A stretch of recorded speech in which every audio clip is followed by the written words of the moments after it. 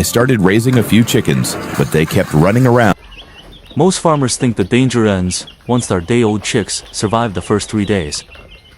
Look at this transformation. In just 7 days, these birds have nearly doubled in size and energy. But at Seyolan Farm Ltd, we know that rapid growth means nothing if you don't have protection. At day 7, maternal antibodies drop, leaving the chicks vulnerable. If Newcastle disease infects an unvaccinated flock, mortality rates can reach 90% within 48 hours. That is why administering the first Lasota vaccine today is critical to secure the flock. If an outbreak occurs without this baseline defense, a farmer can lose the flock.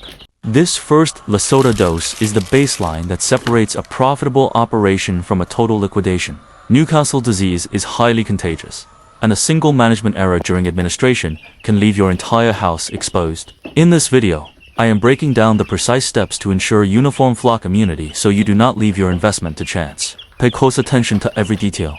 We start by taking away their water for 2 hours. We need them thirsty enough to drink the entire vaccine dose in one go. Why are we doing this? Because Lasota is a live vaccine that relies on active, living viral particles to trigger the bird's immune system. Once mixed into water, environmental exposure and ambient heat begin to degrade the virus immediately. We only have a strict 2 to 3 hour window before the vaccine loses its potency. By inducing thirst, we ensure immediate and uniform consumption across the entire flock, locking in immunity before environmental factors can destroy the active ingredients. Never use tap water. The chlorine that keeps humans safe will kill this vaccine instantly. Why does tap water ruin the process? Municipal water treatment relies on chlorine because it is an oxidizing agent designed to destroy viral structures on contact. Because Lasota is a live strain of Newcastle disease, chlorine treats it exactly like a pathogen and neutralizes it within seconds. Instead, use borehole or well water and add skimmed milk powder. The milk stabilizes the virus, ensuring it remains active until the very last chick takes a sip. Why do we add skimmed milk? The proteins and solids in the milk powder act as an organic shield. Even if you use well or borehole water, it can still contain microscopic traces of heavy metals, minerals, or residual sanitizers.